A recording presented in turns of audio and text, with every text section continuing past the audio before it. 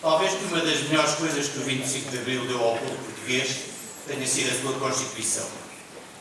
A Constituição que os portugueses quiseram que definisse o sentido da sua democracia e dos seus direitos como cidadãos. Numa democracia regida pela Constituição e pelo direito, todos devem respeitar o princípio de que ninguém, governante ou governados, pode eximir-se ao respeito pelos objetivos que ela determina e que devem, por isso, ser plasmados nas leis. Ora, é precisamente este princípio democrático, o respeito pelo sentido e valores das Constituições, que tem sido cada vez mais contestado pelos interesses dominantes. Hoje, ele é mesmo considerado subversivo. O caminho para a defesa de uma verdadeira cidadania não pode passar, porém, apenas pela inserção na Constituição e nos tratados de princípios, valores e direitos. Por isso, a nossa Constituição otorgou aos tribunais, a todos os tribunais e não apenas ao Tribunal Constitucional, o direito e o dever de não aplicarem leis inconstitucionais, o dever de fazerem respeitar os direitos fundamentais. A afirmação da cidadania terá de passar consequentemente pela consolidação de um sistema de justiça independente e democrático que a defenda. No dia 18 de março deste ano, vários jornais davam nota de um estudo do Instituto de Ciências Sociais da Universidade de Lisboa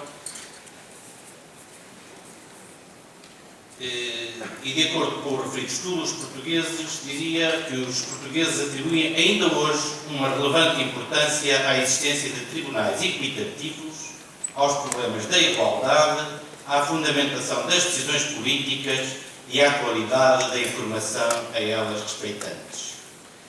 Todos estes pontos estão de facto relacionados entre si e é muito significativo da nossa cultura política e da cultura dos portugueses que eles tenham dado conta exatamente disso mesmo.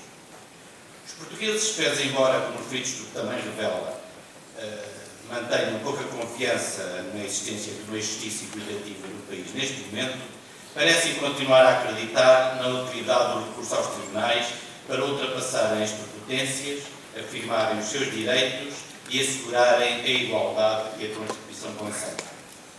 Fundamental é que eles atuem com independência, eficiência e respeito pela dignidade humana dos cidadãos. E pois por isso que se avance na construção de um sistema de justiça independente e acessível, uma justiça que permita concretizar em cada situação e em todas as circunstâncias os direitos fundamentais que assistem a todos e a cada um dos cidadãos. É também através da ação dos tribunais e de todos quantos neles trabalham e contribuem para os acionar que os direitos de cidadania se efetivam e se vão sedimentando cultural e politicamente no seio das sociedades. Hoje, quando falamos de democracia, não nos basta pensar nos métodos da escolha dos representantes políticos e na participação ativa dos cidadãos no governo da cidade. É necessário igualmente pensar no Estado de Direito, nas suas regras, nas possibilidades de garantia e efetivação judiciária dos direitos. Ora, essa dimensão da democracia só será possível se conseguir forjar uma cultura judiciária democrática, uma cultura técnica, mas não tecnocrática, uma cultura jurídica, mas democrática. O aprofundamento dessa cultura é, portanto, necessário para que a Justiça possa afirmar uma leitura constitucional do direito, uma leitura do direito que garanta, efetive e defenda os direitos fundamentais. Ora, estes, os direitos fundamentais, são, como sabemos, constituídos não só pelas liberdades políticas, mas, como não menos importante, pelos direitos sociais e culturais. Hoje, aliás, todos temos a consciência de que uns e outros direitos estão intimamente ligados. As liberdades políticas só são exercidas plenamente por quem puder usufruir de uma situação cultural e material que lhe permita fazer opções conscientes e livres. Os direitos sociais só sobrevivem em democracia enquanto houver efetivas liberdades políticas para os defender e aprofundar. O enfraquecimento dos direitos sociais abala as liberdades. O ataque às liberdades condiciona a subsistência e o respeito dos direitos sociais. Os portugueses, como outros povos europeus, têm compreendido, por isso, como pode ser importante para a consolidação e defesa da democracia que se quer efetiva e cada vez mais ampla e não apenas simbólica, proclamatória e formalista, a existência de tribunais e magistrados independentes e preparados. Uma justiça que garanta os direitos fundamentais de todos os direitos fundamentais. A invocação dos direitos humanos pode, como é sabido, não ter passado de um argumento muitas vezes vazio, esgrimido com cinismo na batalha ideológica que confrontou os dois sistemas políticos e económicos que dominaram o mundo nos finais do século XX. A verdade, contudo, é que agora, fruto precisamente da existência e na invocação das suas múltiplas dimensões políticas e jurídicas, tais direitos foram assumidos pelos movimentos sociais em toda a sua complexidade e extensão. Uma parte crescente e considerável da humanidade assume, portanto, esses direitos como seus e como inalienáveis, como direitos fundamentais. Quer isto dizer que tais direitos, porque são fundamentais, não são negociáveis, não estão nem dependem dos mercados. Eles são fundamentais.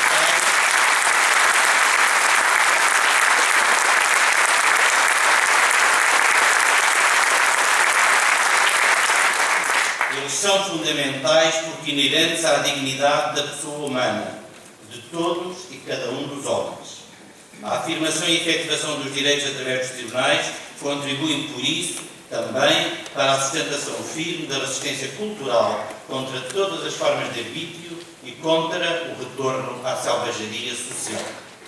Ora, isto só pode ser possível por duas ordens de razões. De um lado, porque os movimentos sociais diretamente ajudaram a consagrar os direitos fundamentais das novas Constituições do pós-guerra e os assumiram logo como uma realidade irrenunciável e não apenas como uma mera aspiração ou um programa político realizado no futuro.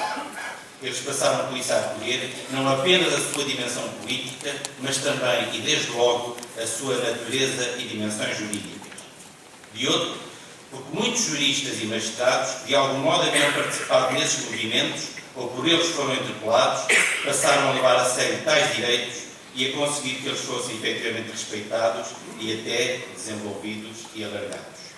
A ideia de levar a sério os direitos passou a ser algo que, na verdade, a sociedade julga ser hoje indissociável da sua afirmação efetiva pelos tribunais, órgãos constitucionais que muitos antes julgavam incapazes de assumir tal papel.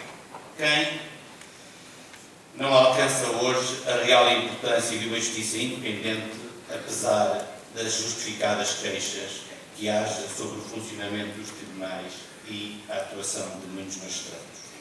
O que de facto se tem verificado, e os portugueses compreendem perfeitamente essa dimensão independente da justiça, é que os tribunais têm, de alguma maneira, contribuído para autonomizar o progresso do direito e dos direitos do plano imediatamente político e económico que mais recentemente tem condicionado a vida da Europa e dos seus povos. Ora, é a consciência dessa autonomização do direito e da irrevogabilidade dos direitos fundamentais que leva os cidadãos a exigir, mesmo contra a realidade atual da política e da economia, o seu direito a efetivá-los através dos tribunais. É precisamente por causa da consciência da justiça desses direitos, o mesmo é dizer da sua correspondência com o estado de desenvolvimento material, cultural e moral da sociedade, que a luta social se trava também nos tribunais, em sua defesa e em torno e por causa das leis injustas.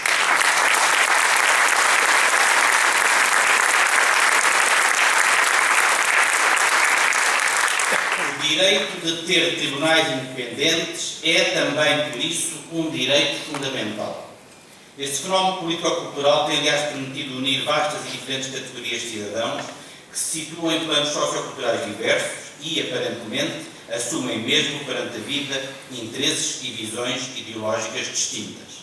O que os une, pese embora as diferenças que os distinguem, é a noção de todos serem humanidade, a noção de que a dignidade humana lhes é comum. Importa, contudo, reter aqui duas ideias. Sem a força e o dinamismo dos movimentos sociais, o direito e os tribunais não são suficientemente pulsantes, nem estão suficientemente ancorados para fazer prevalecer os direitos. O Dr. Vila Batista deu claramente a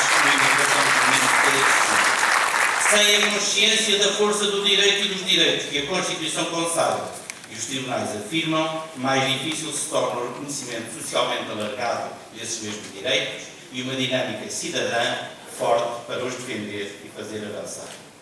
Por isso, o processo político-cultural de afirmação e aprofundamento do direito e dos direitos deve ser prosseguido tanto a nível nacional como no seio das instituições judiciárias europeias. Hoje, todos são, de resto, tribunais europeus. Reivindicar e usar os direitos previstos nos tratados europeus contra todas as políticas que os violam, é por isso também uma obrigação da cidadania e dos juristas e magistrados. Só o aprofundamento desse processo social, cultural e político, o processo de tomar os direitos a sério, poderá, na verdade, assegurar a paz da Europa. Aí reside, porventura, o tão reivindicado consenso. O consenso que é capaz de estabilizar a sociedade europeia e permitir a paz. E isto, mesmo que se tenha a consciência de que o descolamento radical do plano do direito e dos direitos, das circunstâncias político-económicas atuais, poderá conduzir, num primeiro momento, a um impasse social e político. Mas é precisamente porque esse impasse e a violência que ele necessariamente gera resulta da aplicação judiciária do direito e dos direitos justos dos cidadãos, que ele terá de ser resolvido, sobretudo, no plano democrático. Terá de ser resolvido com o apoio do povo, que aprovou a Constituição e os tratados, e de acordo com as regras do Estado de Direito Constitucional. Defender a Constituição e os direitos que ela consagra é, pois, antes do mais, um ato de humanidade e de recusa de retorno à salvajaria. É defender a